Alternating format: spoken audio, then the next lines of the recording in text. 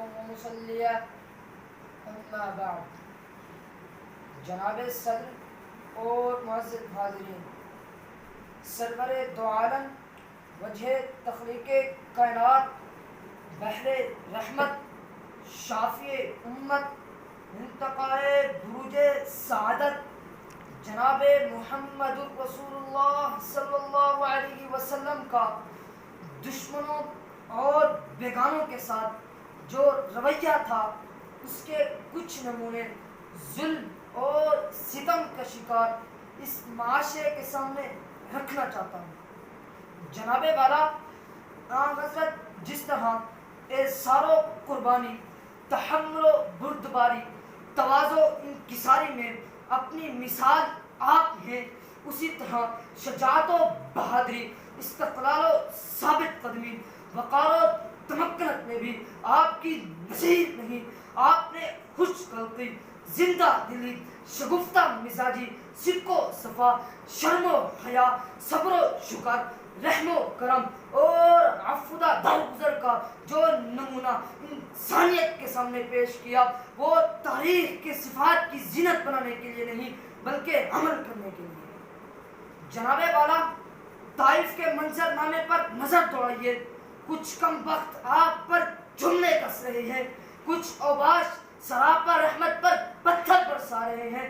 جسم اطہر لہو لہو ہے، نعلین مبارک خون سے لبریز ہیں، لیکن جناب والا قربان جاؤں اس رحمت عالم نبی مکرم پر جب خدا کا فرستادہ ان ظالموں کو پہاڑوں میں پیسنے کی اجازت طلب کرتا ہے تو وہ مشفق و مہربان طائف کا مظلوم مبلغ اس وجود اور زخمی وجود اور بہتے لہو کے ساتھ دشمنوں کو ہلاکت کی بد دعا نہیں دیتا، بلکہ کہتا ہے نہیں نہیں، یہ نہ صحیح، اللہ ان کی نسلوں میں دین کو زندہ فرمائے. گرامی قادر، احد کا میدان، لات و منات کے پجاریوں سے جنگ، دشمنان خدا زمین پر اکڑ رہے، ایمان اور کفر کا مارکا بپا ہے.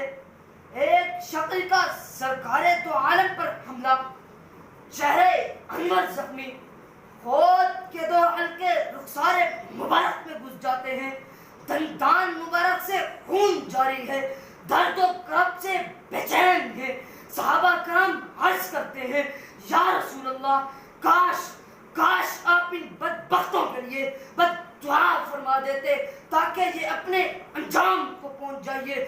لیکن جناب والا، جواب سنیے اس ذات مبارکہ کا جس نے جواب میں فرمایا، انی لم ابعث لعانا وانما بعثت رحمہ.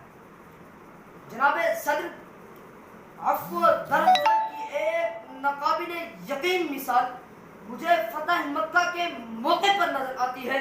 کچھ کم وقت آپ پر جملے کس رہے ہیں، سب کفار کو یقین ہے کہ ان کی ایک ایک ناشائستہ حرکت کا بدلہ لیا جائے گا، ان کی سابقہ جفائیں تباہی و بربادی کا سبب بنیں گی. لیکن آپ جب فاتحانہ انداز سے داخل ہوئے تو کسی کو کچھ نہیں کہا، یہاں تک کہ اپنے چچا کے قاتل کو بھی معاف کر دیا. جس ہندا نے حضور کے چچا کی لاش کی بھی حرمتی کی، اسے بھی درگزر کیا. اس عمیر بن وہب کو بھی معاف کیا جس نے زہر آلودہ تلوار سے آپ کو قتل کرنے کا ناپاک ارادہ کیا. میرے ماں باپ حرمت رسول پہ قربان، حضور نے کہا آج میں تم سے وہی کہوں گا جو میرے بھائی یوسف نے اپنے بھائیوں سے کہا تھا، لا تثریب علیکم اليوم یغفر اللہ لکم وہو ارحم الراحمین.